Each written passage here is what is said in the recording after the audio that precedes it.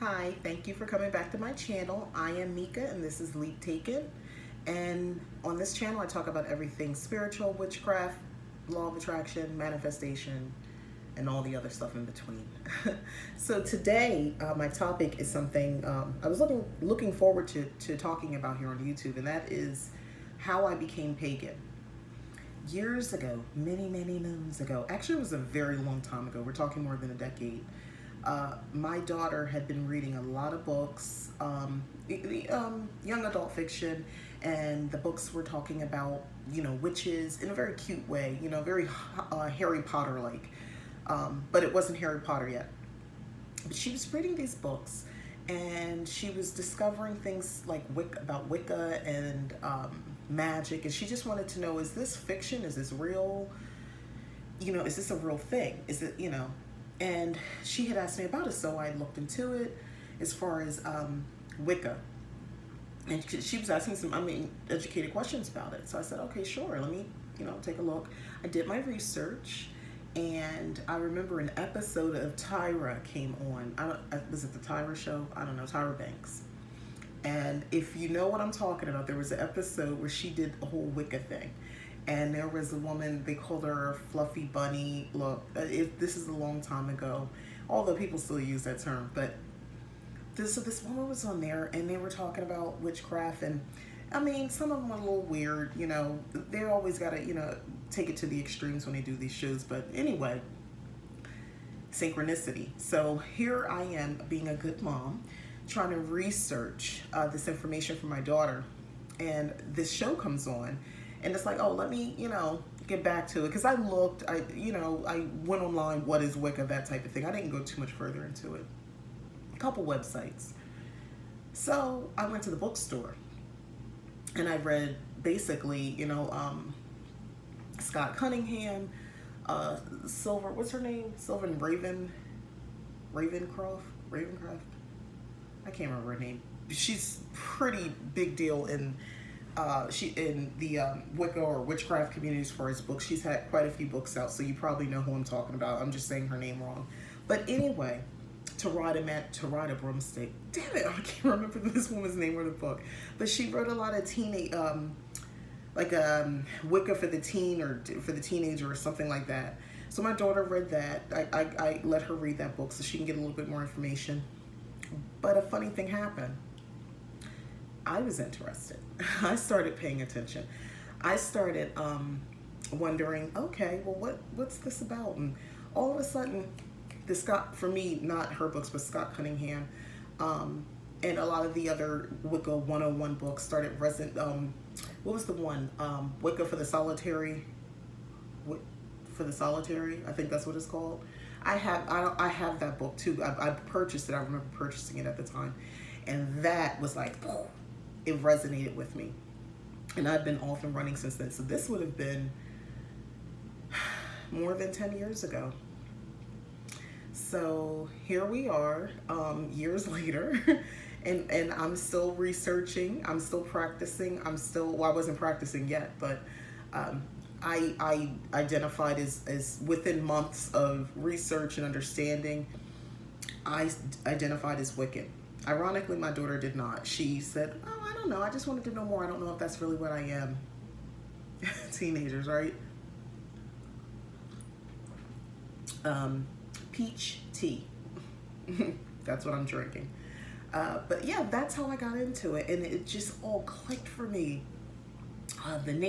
What clicked specifically was reading about learning to connect with nature, the seasons, the moon, the sun, everything. Everything is all connected, and just understanding that, which I came from a Christian background. At the time, I wouldn't have identified as Christian. I knew that much. I knew that I was kind of past that point. Even then, but those are the only real ideals that I still, had, or basis or foundation for anything. So it took some time to kind of undo that, carefully just undo the thread of organized religion to make room for understanding beyond anything beyond that, to understand even beyond Wicca. I wasn't really looking for religion. I wasn't looking for anything. My daughter asked me a question, I did research, and then I got caught up. So that's really my origin story of how I became pagan. How I would eventually identify as someone who practices witchcraft, that came a little later. Because just because you say you're a Wiccan doesn't mean you're a witch. But we all know that by now, right? I don't need to tell you that. But I decided to go ahead and do a little bit more on my own, a little more sophisticated research. I purchased a lot of books. I went to meetings.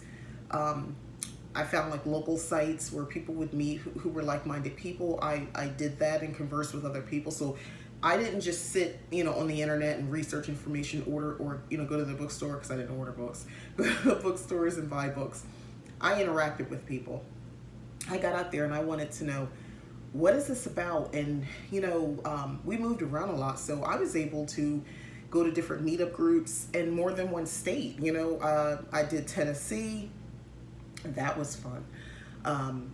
North Carolina for sure, and even in Florida. So I had an opportunity to really kind of get out there and get to know people who also identified as pagan, Wiccan, witch, whatever. I wanted to meet the others that were like me, and I did, and it really helped me to get a better understanding of, okay, well, where do I fit into all this knowledge that I've gained? Where do I fit in as far as me practicing, and how do I see myself? And that's when I got on my discovery of, okay, the word witch is not comical. It's not scary. It doesn't, since we've now unthreaded this whole Christian thing, we're not thinking hell, Satan, sin. We're not thinking like that anymore, because that's not even in my lexicon. It's not in my head anymore. So, because I mean, and that took work, by the way, to undo that. But once I did, I was open and I was able to receive information and have a much better understanding of all the concepts that I was learning and how to put it together that will work for me. So started off with a kid asking a question. I researched a little bit more, and here we are more than a decade later. And I identify with Wiccan principles, ideology. I still hold that. I think it makes sense. I wouldn't call myself Wiccan, however, because I don't encompass all of their all of the path. I don't want to, so I wouldn't call myself Wiccan. But I definitely practice Wiccan beliefs. How does that make any sense? Because again, I call myself an eclectic witch, or a cottage witch, if you will. So it's a little hodgepodge of everything, but it works for me. It's been working for more than a decade for me. So anyway, I wanted to give a little story time of how I got here. What's my backstory? So that's mine. I think one of the things I'll just add on when you talk about a backstory is, so why do you continue years later? What do you get out of it? Because that's what I think when someone gives me a backstory, whether it's how they met somebody and they're still together, or how they started a business. Why do you keep doing it? So I'll answer the question. So why do I still practice years later? What am I getting out of it? Well, I get spiritual fulfillment. To me, it is meaning whether I practice or not, I know too much information. I know about energy. I know about vibration and universal law. So regardless of whether I'm choosing to play ignorant, doesn't mean this isn't happening. And the things I say, you speak over your life. The things that I say mean something. If I'm speaking negatively about myself or my family or my situation, I am hexing, spelling myself, into this negative situation and to bring and attract even more. So regardless of me labeling myself or no longer practicing or whatever, I know that things still happen. Things will still happen to me, whether I'm choosing to participate or not. And honestly, choosing to not participate is still interacting. You're just being, trying to play ignorant to a situation, but you can't. Life is happening all around you. If you're just sitting there, someone comes and push you, you move. So even though you have this thing in your head, I will not be moved, you did move because they pushed you. If the earth moves, if there's an earthquake, you move. So there's no such thing as just sitting there and just, blanking out and just ignoring everything. It's not possible. And to me, that's how it would feel if I called myself not being on this path anymore. I would be pretending to ignore the world, nature, the world, everything, energies, all that is going on around me. So that's why I continue to practice. Also, there are perks. I have become very proficient at spell casting, and I have gained material wealth from that. I've gained physical, tangible items of things that I wanted, moves, homes, money, good fortune, things to go my way, a parking spot. So yeah, there are perks to this life, especially if you believe in, your magic, and if your intent is clear and your focus. Yes, definitely perks. Why would I give that up? If someone teaches you how to, or if you learn, someone doesn't have to teach you, but if you learn a way to make your life have more meaning, and to be able to basically wield magic in your benefit, and for others' benefits who may pay you, or who loved ones, friends, why would you ever want to give that up? Now, I don't want to say there are limitations. I just think there's just not a way that maybe you haven't figured out how to use it, or myself. I know a friend of mine has said to me, oh, well, until you win that big lottery, people aren't going to believe that you really know how to do anything. So until you win big, until you win the multi-million lottery, then, basically they're saying, you don't know what you're doing. So first, did I even cast a spell to win the lottery? At some point I have, I'm not going to lie. And come on, in 10 years, of course I've tried to do that. I've gotten the Powerball when I've done that. And that's funny. So did I win? Yes. Did I win the whole thing? No, but I did. And I'm being honest. I did get the little Powerball. I think you win something when you get the Powerball or something. So a Powerball and another number. I forgot what it was. But yeah, I think I won like $2 or whatever the ticket was. So technically I did win the lottery. So I am a master spellcaster. No, I'm joking. Well, maybe I am.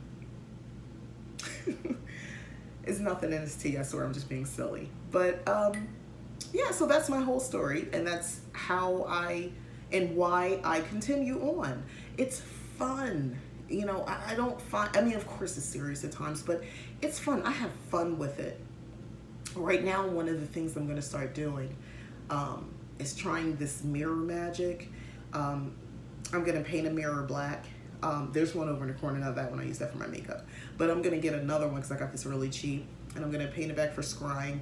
Of course, this has been around. I want to make it myself because I want to put my intention in it and do all that.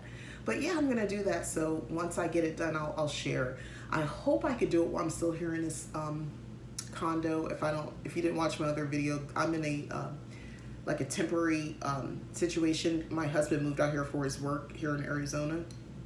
So we were supposed to be here for at least, I think, just under 6 months. So it's only been a couple months. We still have a few more months that we can be here. We could always leave early, but it's a great deal, so we don't have to rush out. But I don't want to mess anything up. So starting craft projects, art projects, things that require black paint, spray paint, I'm a little leery at doing here. The desk that I'm sitting at is white. Everything is very white. I don't want to mess anything up. There is a beautiful patio, but again, I don't want to spray anything on the patio furniture. It's a nice table, so I don't know, I might have to hold off. But that's something I want to try, so that's on my to-do. So that would be either, what is this, next month or the month afterward? Because by then, or either we're going to leave early next month, or we're definitely leaving the month after that. So there you go. Anyway, but thank you for watching my video. I appreciate it. And comment if you'd like on how you got on your path. You know, what did you get lured in? Did you watch a bunch of videos and then you got caught up, or did someone ask you a question and you fell down the rabbit hole like me? So thanks again. Bye-bye.